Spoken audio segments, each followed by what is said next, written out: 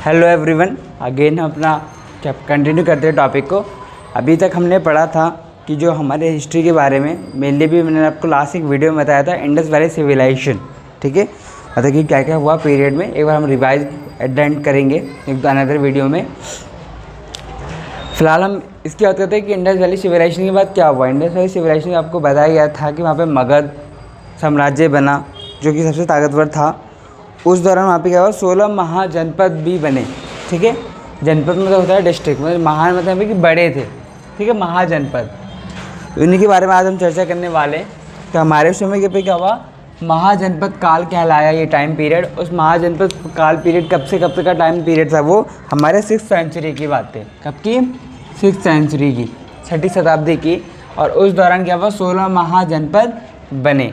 इन 16 महाजनपद में बहुत सारे बने, जिनमें एक सबसे मेन और इम्पॉर्टेंट था मगध। तो पहले मगध के बारे में बात करेंगे, फिर बाकी किसी के बारे में बात करेंगे। ओके, मगध साम्राज्य पे मेनली 3 लोगों ने क्या किया, शासन किया। 3 वंश आए यहाँ पे, शासन तो बहुत लोगों ने किया मगर 3 वंश के शासक आए। नंबर 1 कौन है, हर्यक वंश। कौन सा? हर्यक वंश।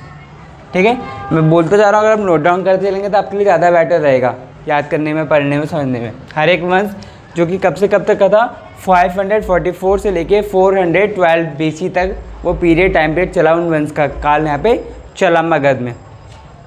हर्यक वंश के जो पहले राजा थे जिन्होंने इसको स्टार्टिंग किया, बनाया, इस वंश की स्थापना करी, उनका नाम क्या था, बिंबिसार। तो बिंबिसार क्या था, इसके पहले शासक थे। उन्होंने कब से कब तक शासन किया, यहाँ पे 544 से लेके 492 BC तक यहाँ पे शासन किया मगध पे।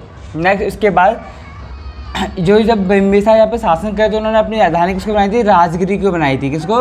राजगिरी, जो आज भी कहाँ पर है, पटना में है। सेम राजगिरी के नाम से ही वो शहर एक स्थापित है। ओके, उसके बाद क्या हुआ कि इनके जो बेटा था, बिंबिसार का जो बेटा था अजातशत्रु, उसने अपने पिता को मारा। कब मार दिया? 493 में। मारने के बाद क्या हुआ, खुद ही राजा बन गया, यहाँ का राजा बन गया। उसके बाद क्या हुआ, जो अजातशत्रु ने अपने पिता को मारा तो अजातशत्रु के बेटे ने भी उसको मार दिया। कौन था उसका बेटा? उदयीन। उदयीन ने अपने बेटे को मारा और वो खुद उदयीन ने अपने पापा को मारा जो कि अजातशत्रु था। और उसके बाद उदयीन वहाँ का राजा बन गया। राजा बनने के दौरान उसने एक महान काम क्या किया, उसने पाटलिपुत्र नाम के शहर की स्थापना करी, जो शहर बेटा आज भी अवेलेबल है वहीं पटना के नियर। नेक्स्ट पॉइंट, यहाँ पे जो हर्यक वंश था उसका लास्ट शासक कौन था, यहाँ पे नागदशक। ठीक है, नागदशक इसके लास्ट राजा थे। किसके?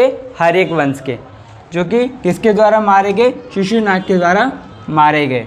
ओके, इसके बाद नेक्स्ट आया हमारे पे शिशुनाग वंश। शिशुनाग वंश जो कि यही शिशुनाग ने उसको मार के खुद वहाँ पे उस जगह का राजा बना। कब बना? 412 में। ये वंश कब से कब तक चला? 412 से लेके 392 BC तक चला। ठीक है, शिशुनाग जो था, ठीक है, शिशुनाग की हत्या किसने करी? नागदशक नाम के एक व्यक्ति ने करी, जो कि बाद में हत्या करने के बाद उसी जगह का राजा बन गया। ठीक है, ओके। उसके बाद क्या हुआ, जब नागदशक बना तो नागदशक के बाद इसके जो नेक्स्ट राजा बना, कौन था नेक्स्ट राजा यहाँ पे? कालशोक। ये कालशोक इसका नेक्स्ट राजा बना। कालशोक के बाद नेक्स्ट राजा नंदीवर्धन। ठीक है, नंदीवर्धन की हत्या किसने की? महापादमन ने की। ठीक है, महापादमन ने नंदीवर्धन की हत्या करी, फिर वो बनाया यहाँ पर राजा। ठीक है, इस तरह आप देखेंगे कि बार बार क्या है, हत्या कर रहे हैं और फिर एक दूसरे की जगह राजा बन रहे हैं। राजा ने आपने सुना होगा कि यहाँ पे भी कोई होता है, किसी की कोई चीज़ हड़पना चाहता है, फिर लेना चाहता है तो उसकी वो हत्या कर लेते हैं, उसको मार पीट के छीन के ले लेते हैं। सेम वही कहानी यहाँ पे भी थी। तो हम क्या बेटा आपको अभी यहाँ पर राजाओं के बारे में बताएंगे, उनके नाम बताएंगे, कौन सा वंश है उसका बताएंगे, और कुछ में कुछ खास इंपॉर्टेंस है नहीं। मगर अगर आप बोलेंगे कि किसी भी एक वंश के बारे में एक्सप्लेनेशन करने के लिए, किसी एक राजा के एक्सप्लेनेशन करने के लिए, तो मैं आपको जरूर करूँगा। ओके, आगे बात करते हैं। तो महापद्मन ने क्या किया, नंदीवर्धन को मार डाला। इसके बाद क्या हुआ, महापद्मन ने अपना एक वंश स्टार्ट किया, जिस वंश का नाम क्या था पे? नंदवंश। क्या था? नंदवंश, जिसकी स्थापना किसने करी? इसी महापद्मन ने। ठीक है, ये कब से कब तक ये टाइम पीरियड चला? 394 से लेके 322 तक। उसके बाद इस वंश के लास्ट जो राजा थे वो कौन थे? धनानंद। धनानंद इस राज्य के सबसे लास्ट राजा थे। ठीक है, ये सारी कहानी हो गई मगध के बारे में, जिन 3 लोगों ने यहाँ पे 3 वंशों ने यहाँ पे शासन किया। इसके बाद यहाँ पे क्या हुआ, सिकंदर ने यहाँ पे भारत पे आक्रमण कर दिया। कब भारत पे आक्रमण किया सिकंदर ने भारत पे 326 BC में आक्रमण किया। ठीक है, जब सिकंदर ने भारत पे आक्रमण किया तो उसके गुरु कौन थे यहाँ पे, अस्तुत उसके गुरु थे। आपने सुना होगा अस्तुत हमारे हिस्ट्री के बहुत महान व्यक्ति रहे, बहुत बड़े ज्ञानी व्यक्ति रहे। तो अस्तुत ने उसकी मदद करी थी यहाँ पे आक्रमण करने के लिए। ओके, जब उसने आक्रमण किया तो उस दौरान यहाँ पे जो हमारा जम्मू कश्मीर वाला पार्ट है, जहाँ पे कश्मीर वाला पार्ट है, वहाँ पे झेलम और चेनाब नाम की नदियाँ बहती हैं। तो झेलम और चेनाब नदी के बीच में सिकंदर और पोरस नाम के व्यक्तियों के बीच में लड़ाई हुई। ठीक है, सिकंदर और पोरस के बीच में लड़ाई, क्योंकि यहाँ पे क्या इस एरिया का जिसमें किंग थे कौन थे, पोरस थे। जब लड़ाई हुई थी इस लड़ाई में सिकंदर क्या हुआ, विन हो गया, सिकंदर जीत गया। जब सिकंदर जीत गया तो उसने क्या किया, पोरस को अरेस्ट किया और अपने साथ ले गया। ठीक है, इस लड़ाई को बेटा एक और नाम एक इंपॉर्टेंट कहा जाता है, इस लड़ाई को हम कहते हैं हाइडेस्पीज। लिख देता हूँ साफ साफ बड़ा बड़ा थोड़ा सा, हाइडेस्पीज।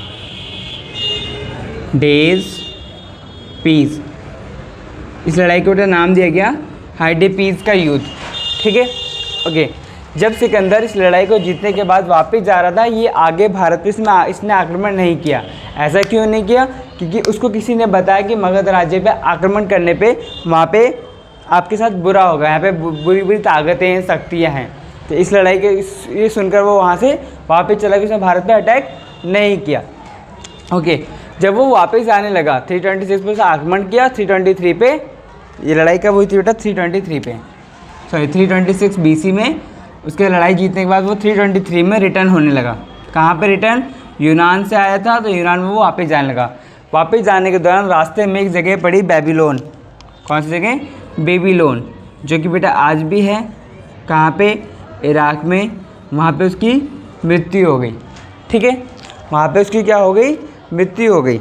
उसके बाद बेटा नेक्स्ट यहाँ पे किंग आएंगे, साम्राज्य आएंगे बहुत सारे। उन सभी राजाओं के बारे में आपको केवल अभी इस वीडियो में शॉर्ट में बता रहा हूँ कि कौन कौन से काल आए, वंश आए, समय आए, राजा आए, जो भी है उनके बारे में केवल नेम और टाइम पीरियड। उसके बाद उसमें से मैं 2 का एक्सप्लेनेशन करूँगा, मौर्य साम्राज्य और गुप्त साम्राज्य, जो कि थोड़ा एग्जाम के पॉइंट ऑफ व्यू से इंपॉर्टेंट है।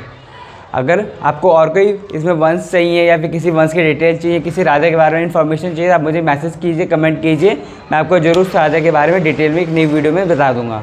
ठीक है, हम एक सीरीज़ लेके चलते हैं। इसके बाद यहाँ पे कौन कौन से वंश आए, राजा आए, हमारे यहाँ शासक आए। क्लियर,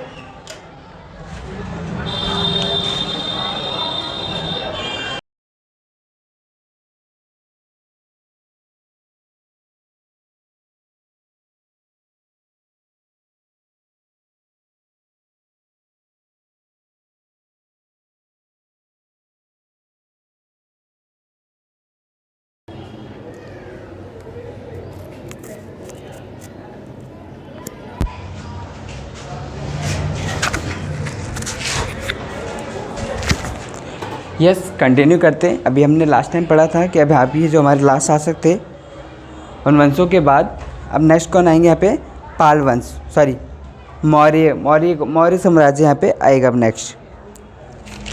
तो मौर्य साम्राज्य से पहले अभी हमने पढ़ा था कि सिकंदर ने भारत पे आक्रमण किया था। तो उसके बाद क्या हुआ, यहाँ पे किसने शासन किया, मौर्य का साम्राज्य आए, जो मौर्य थे वो लोग आए। और 1 second, sorry Chandragupta Maurya, okay, हरिचंद्रगुप्त ये वाले थे, गुप्त वाले। ठीक है, चलो। तो जो मौर्य साम्राज्य था उनका कब से कब तक टाइम पीरियड चला, 323 से लेकर 232 BC तक उनका पूरा वंश चला, मतलब वहाँ पे शासन के लिए। तो इनका पहला कौन था, पहले दिन क्या बेटा, चंद्रगुप्त मौर्य, जो कि जिन्होंने कब से कब तक शासन किया, 322 से लेकर 298 BC तक। सेकंड नंबर पे बिंदुसार ने शासन किया, जो कि एक इंपॉर्टेंट राजा था यहाँ पे इस शासनकाल में। बिंदुसार ने कब से कब तक किया, 298 से लेकर 273 BC तक किया। एंड थर्ड नंबर पे अशोक, जिसने इंडिया के लिए बहुत सारी चीज़ डेवलप किया, विकास किया, 273 से लेकर 232 BC तक। बिंदुसार का संबंध बेटा गौतम बुद्ध से बताया जाता है। बिंदुसार ने गौतम बुद्ध के लिए बहुत कुछ किया था और उनके प्रचार वगैरह, उनके कीर्तन वगैरह जो भी कुछ होते थे वो सब कुछ ने करवाया। तो मौर्य साम्राज्य के बाद कौन आया? शुंग वंश आया। कौन आया? शुंग वंश। ये कब से कब तक चले? 184 से लेकर 72 BC तक चले।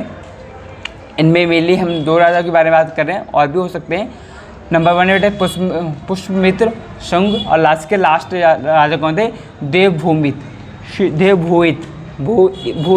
देवभूति इसके लास्ट राजा थे, किसके? शुंग वंश के। इसके बाद एक नया वंश आया कण्व वंश, जो कि कब से कब तक चला? 75 BC से लेकर 30 BC तक चला। इसमें कौन कौन आए? वासुदेव कर्ण आए, और भूमिमित्र आए, नारायण और सुशर्मन। इसके लास्ट राजा कौन थे? सुशर्मन। वासुदेव कर्ण ने इसकी क्या की स्थापना करी थी, जो बेटा फर्स्ट राजा इन्होंने क्या किया? इसकी स्थापना करी इस वंश की, जैसे चंद्रगुप्त मौर्य ने इसकी स्थापना करी।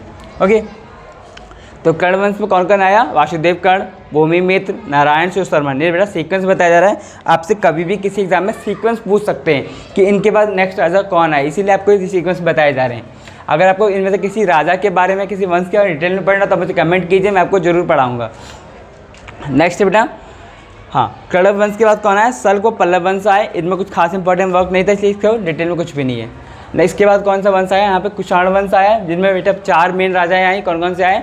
कुजल कटफिमेस आए, सेकंड वन पे भीम कटफिमेस, थर्ड पे बेटा कनिष्क, और फोर्थ पे वासुदेव। ये 4 राजा हैं यहाँ पर। ठीक है, अगर बेटा मेरी बातों को सुनते चलोगे, लिखते चलोगे, तो आपको राजा लिखने में कोई प्रॉब्लम नहीं होगी। अगर आपको दिखा, ठीक है। एक मेन इंपॉर्टेंट पॉइंट यहाँ पे, जब भीम कटफिमेस थे, इन्होंने क्या किया? गोल्ड कॉइन स्टार्ट किया। तो आपसे क्वेश्चन यहाँ पे पूछा जाएगा कि पहली बार गोल्ड कॉइन किसने स्टार्ट किया इंडिया में, किसने चलाया था? तो भीम कटफिमेस। किस वंश के थे वो? कुषाण वंश के थे। ठीक है, कुषाण वंश के थे वो। अच्छा, आगे इसके बाद कौन सा वंश आता है यहाँ पे? आंध्र सातवाहन वंश। आंध्र सातवाहन वंश आए। इसमें कौन एक राजा की बात करते हैं? केवल शिवमुख की। इसके बाद एक वंश आया चोल वंश। आपने बहुत बार नाम सुना होगा चोल वंश। उसमें एक राजा थे करिकाल, जो बेटा सबसे फेमस इस वंश के, इसलिए हमने इनका नाम लिया है। इसके बाद एक वंश आया यहाँ पे पांडे वंश, चेर वंश। ये कंटिन्यूस वंश है। इनमें कुछ खास राजा नहीं थे, या फिर इन्होंने कुछ महान कार्य नहीं थे, इसलिए मैंने इनका नाम अभी नहीं लिखा है। अगर आप बोलेंगे तो इनके बारे में डिटेल में आपको बता दूंगा। उसका बेटा मोस्ट इंपॉर्टेंट ये वाला, ये और ये, इसीलिए मैंने इन दोनों के लिए एक अलग से वीडियो बनाई है, आप वहाँ पे देख सकते हैं, मिल जाएगी आपको। तो पहले बात करते हैं गुप्त साम्राज्य की। चंद्रगुप्त मौर्य साम्राज्य की बता दी, इसकी डिटेल में वीडियो दूंगा अगले में। यहाँ बात करते हैं गुप्त साम्राज्य की। गुप्त साम्राज्य में 6 राजा आए बड़े बड़े। पहले का नाम था क्या था? चंद्रगुप्त फर्स्ट। कब से कब तक? 319 से लेकर 335 तक हमारे यहाँ प्रेजेंट रहे। उसके बाद समुद्रगुप्त सेकंड 335 से लेकर 375 तक आए। थर्ड नंबर पे चंद्रगुप्त सेकंड। ध्यान है, चंद्रगुप्त फर्स्ट थे, चंद्रगुप्त सेकंड थे। तो चंद्रगुप्त सेकंड को बेटा विक्रमादित्य भी बोला जाता है, जिनका जो कब से कब तक थे? 380 से लेकर 412 तक। कुमारगुप्त कब से कब तक थे बेटा? 412 से लेकर 454 तक। नेक्स्ट यहाँ पे स्कंदगुप्त 454 से लेके 467 तक थे। एंड लास्ट वन हमारे यहाँ पे विष्णुगुप्त, जो कि 570 तक थे इंडिया में, मतलब यहाँ पे शासन किया उन्होंने। और उसके बाद वो डाई हो गए, वो फिनिश हो गए। Okay okay. इसके बाद एक बेटा वंश आएगा यहाँ पे,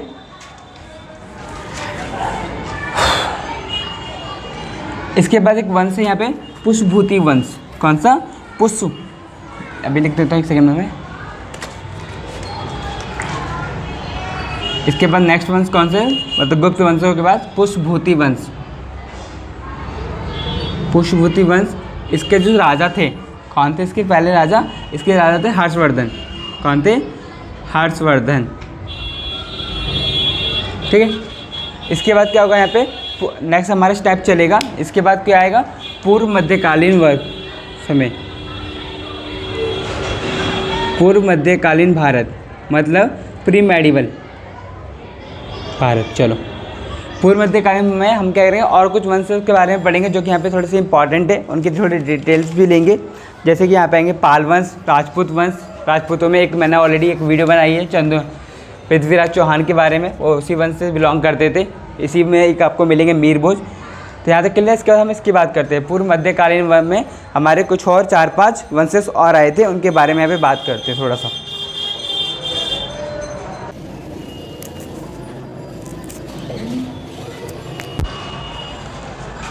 यस एवरीवन, नेक्स्ट हमारे इनके बाद किनके बाद? चंद्रगुप्त के बारे में बात कर रहे थे ना। यस, पुष्यभूति वंश हर्षवर्धन के बाद हमारे पास कौन आए? नेक्स्ट शासक कौन है यहाँ पे, जिसको हमने नाम दिया पूर्व मध्यकाल, मतलब मध्यकाल शुरू होने से पहले के टाइम पीरियड की बात करने जा रहे हैं अब हम, ठीक है। इसके कुछ समय बाद हमारे क्या होगा, मध्यकाल स्टार्ट हो गया। तो इस समय कौन आए, सबसे पहले यहाँ पे पाल वंश आए। पाल वंश के राजा कौन थे यहाँ पे, गोपाल, ठीक है। इसी टाइम पे क्या हुआ, पाल वंश के दौरान ही क्या हुआ, विक्रमशिला यूनिवर्सिटी बनी, जो बिहार में आज भी वो यूनिवर्सिटी प्रेजेंट है। ओके, नेक्स्ट इसका कौन सा वंश आया, सैन वंश आए। फिर आए राजपूत वंश। राजपूत वंश का कौन आया, गुज्जर प्रतिहार वंश। इस गुज्जर प्रतिहार वंश में 4 महान राजा हैं। कौन कौन से, सबसे पहले हरिश्चंद्र, फिर मीर भोज, फिर मीर भोज के बेटे महेंद्रपाल, फिर इसके बाद यशुपाल। यशुपाल इस वंश के लास्ट राजा थे। अगर कोई आपसे पूछता है कि गुज्जर प्रतिहार के लास्ट राजा कौन थे, तो यशुपाल, ठीक है। सीक्वेंस थोड़ा सा याद रखना जरूरी हो गया है। नेक्स्ट इसके बाद बेटा गुजरात के चालुक्य वंश या फिर सोलंकी वंश आए थे। उस वंश का कोई फेमस नहीं था, हटाइए।